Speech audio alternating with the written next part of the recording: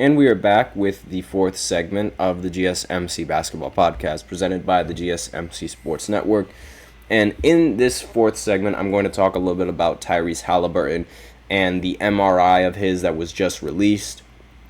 And, this was all sort of started because, a lot of people were questioning why I didn't talk about Tyrese Haliburton playing at all. When Jason Tatum wasn't playing, Haliburton was also not playing, and while other people were talking about Tatum not playing, there weren't that many people talking about Haliburton not playing. So I'm just going to go ahead and explain why. But in one of the games, I covered this before, but a lot of people, I don't think they really paid attention. But in one of the games that Haliburton played in, he ended up suffering a leg injury, and that leg injury was sort of the reason why he was sort of, avoided in the rotations, and one of the big reasons why he didn't play in some of these matchups. Now, a lot of people wondered why he wasn't playing and spent most of his time on the bench, and it turns out he was a little injured, he wasn't 100%.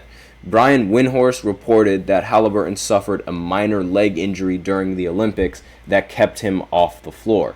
Team USA didn't announce it, but he had an MRI, and that's what sources told Windhorst. And Haliburton didn't play in Team USA's semifinal game against Serbia or in Saturday's gold medal game against France. And he saw action in 3 out of the 6 games in the Olympic tournament and totaled 8 points and 2 assists in just over 26 minutes on the floor.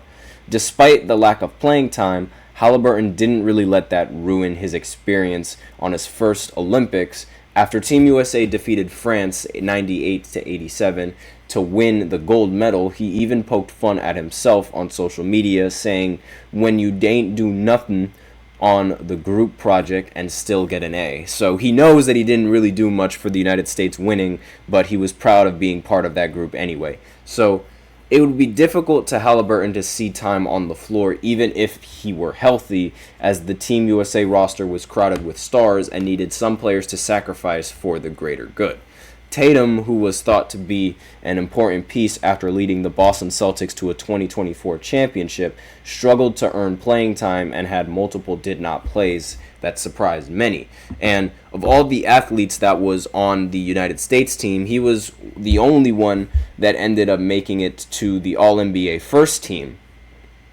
And the fact that the only player on the United States that ended up making the All-NBA first team isn't playing just goes to show you just how talented the roster is. And this was sort of the reason why I didn't really talk about Haliburton not playing, because with this injury, with him suffering this injury, it made sense that he wasn't going to be playing a lot of minutes in this game. And on top of that, it also, a lot of people didn't really think he deserved to be on the roster anyway. People were surprised that Haliburton got picked up for this roster instead of Kyrie Irving. And I am one of those people that, is a little bit confused as to why Kyrie wasn't selected for this as opposed to, Haliburton. I mean, there's nothing wrong with Haliburton as a point guard, don't get me wrong, but Kyrie Irving, he's had history with the athletics program with the United States. He's won a gold medal before for the United States, and he's participated in several FIBA tournaments as well. So it doesn't make any sense why he wasn't even, selected for this team, given his history with the Olympic basketball team for the United States. And Haliburton being on it was sort of like a blessing for him, and it's not really something that many people agreed with. But again, I mean, you can't really...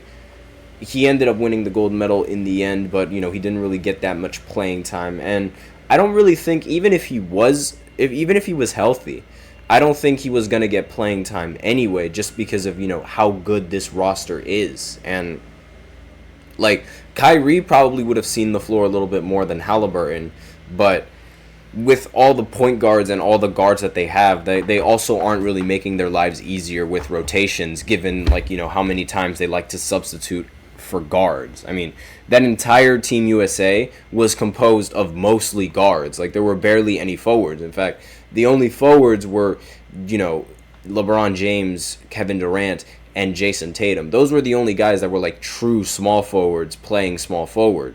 And a lot of the other players, there were only 3 centers, and the fact that there was only 3 of them is just it really shows how the big men situation in the NBA is working. I mean, like, there's barely any big men that you see as dominant, like, barely dominant big men as you see, or as you have seen in previous years.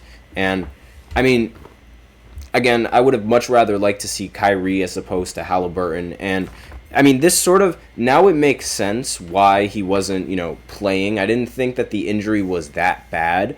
Like, I sort of thought that with this, with Tyrese Haliburton getting injured, it wasn't really that big of a deal. Like, I didn't really think the injury was that big of a deal because it's like he could rest off the injury while he's on the Olympics. So I thought that's sort of what they were doing, but it looked like he wasn't. From the way that the article is talking about, it would seem like he was unable to play, and like, it didn't matter whether he would be good or not. Like, he was just unable to play, and like that was the real reason why he just wasn't played. But I would have thought that the real reason why was just because, he didn't want to avoid getting injured even more than what he already was, because in the grand scheme of things, the United States was going to end up beating whoever they went up against with, the team that they assembled. It didn't always look that way. I will say it didn't always look that way, but hindsight is 2020. The United States, they did what they had to do, and they didn't really need Haliburton's help for that. But let me know in the comments, would you have guys liked to see Haliburton play? Would you have rather somebody else were to take his spot?